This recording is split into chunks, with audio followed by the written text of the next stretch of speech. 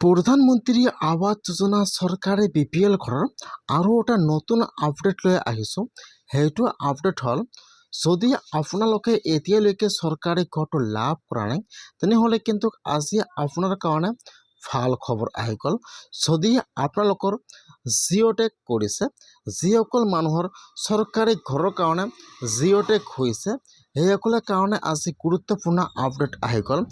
যদি আপোনালোকে এতিয়ালৈকে চৰকাৰী ঘৰটো লাভ কৰা নাই আৰু আপোনালোকৰ জিঅ'টেক কৰিছিল শুদ্ধভাৱে, তাৰপিছত আপোনালোকৰ পঞ্চায়তৰ পৰা আপোনাৰ সকলো ডকুমেণ্ট জমা লৈছে, তেনেহ'লে কিন্তু আপোনালোকে এতিয়া চৰকাৰী ঘৰটো লাভ কৰিব।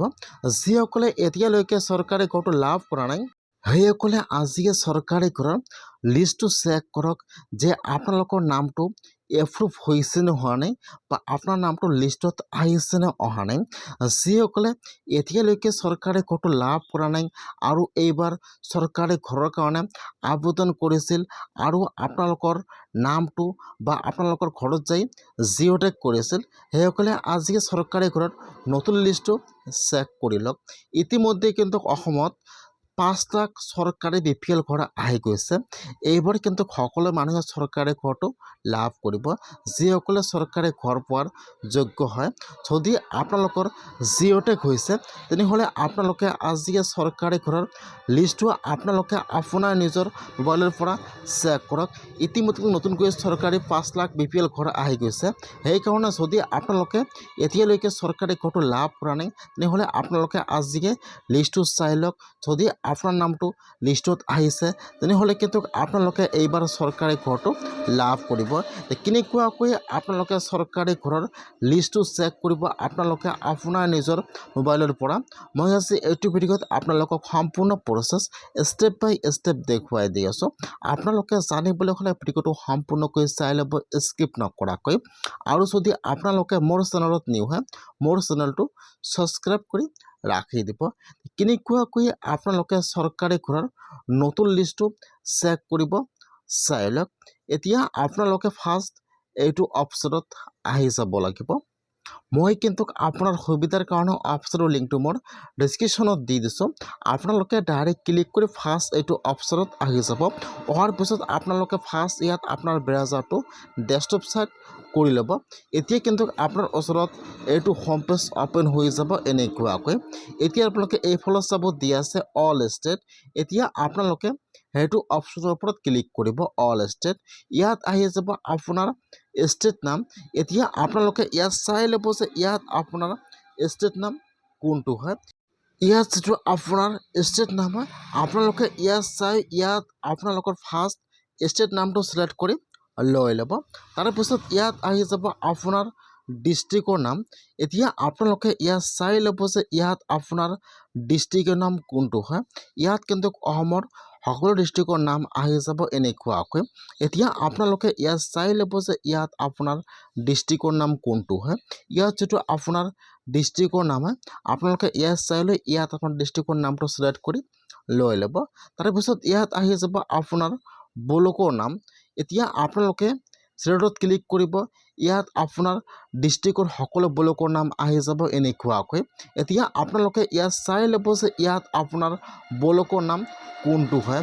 ইয়াত যিটো আপোনাৰ ব্লকৰ নাম হয় আপোনালোকে ইয়াত চাই লৈ ইয়াত আপোনাৰ ব্লকৰ নামৰ ওপৰত ক্লিক কৰিব। তাৰপিছত ইয়াত আহি যাব আপোনাৰ পঞ্চায়তৰ নাম। এতিয়া আপোনাৰ ব্লকৰ ভিতৰত যিমানকেইটা পঞ্চায়তৰ নাম আছে ইয়াত সকলো পঞ্চায়তৰ নাম ইয়াত আহি যাব এনেকুৱাকৈ। এতিয়া আপোনালোকে ইয়াত চাই লৈ ইয়াত যিটো আপোনাৰ পঞ্চায়তৰ নাম হয় আপোনালোকে ইয়াত আপোনাৰ পঞ্চায়তৰ নামটো ছিলেক্ট কৰি লৈ ল'ব। ইয়াত আপোনাৰ ডিটেইলছটো ছিলেক্ট কৰি লৈ ল'ব। ষ্টেট নাম, ডিষ্ট্ৰিক্টৰ নাম, ব্লকৰ নাম আৰু পঞ্চায়তৰ নাম। এতিয়া আপোনালোকে ইয়াত আপোনাৰ ফুল এড্ৰেছটো ছিলেক্ট কৰি লৈ ল'ব। তাৰপিছত আপোনালোকে এতিয়া ছাবমিটৰ ওপৰত ক্লিক কৰিব। যেতিয়া আপোনালোকে সকলো ছিলেক্ট কৰি আপোনালোকে এতিয়া ছাবমিটৰ ওপৰত ক্লিক কৰিব। এতিয়া কিন্তু আপোনাৰ ওচৰত আপোনাৰ পঞ্চায়তৰ আপোনাৰ ব্লকৰ লিষ্টটো ইয়াত অ'পেন হৈ যাব এনেকুৱাকৈ। ফাৰ্ষ্ট চাব ইয়াত আপোনালোকৰ গাঁৱৰ নাম দিয়া থাকিব। তাৰপিছত ইয়াত যিটো আপোনাৰ ঘৰৰ ৰেজিষ্ট্ৰেশ্যন ID নম্বৰ আছে এইফালত দিয়া থাকিব। এইফালত আপোনাৰ ফুল নাম দিয়া থাকিব। তাৰপিছত আপোনালোকৰ ফাদাৰ্ছ নাম, মাদাৰ্ছ নাম এইফালত দিয়া থাকিব। এতিয়া আপোনালোকে ফাৰ্ষ্ট চাই ল'ব ইয়াত আপোনাৰ গাঁৱৰ নামটো আৰু আপোনালোকে লিষ্টটো চেক কৰি ল'ব যে আপোনালোকৰ লিষ্টত নামটো আহিছে নে অহা নাই। যদি আপোনালোকৰ নামটো লিষ্টত আহিছে তেনেহ'লে কিন্তু আপোনালোকৰ নামটো এপ্ৰুভ হৈ গৈছে, আপোনালোকে অতি সোনকালে চৰকাৰী ঘৰটো লাভ কৰিব। আপোনালোকে ইয়াত চাই ল'ব, ইয়াত কিন্তু সকলো মানুহৰ নাম দিয়া আছে যিসকলে আগত চৰকাৰী ঘৰটো লাভ কৰিছে।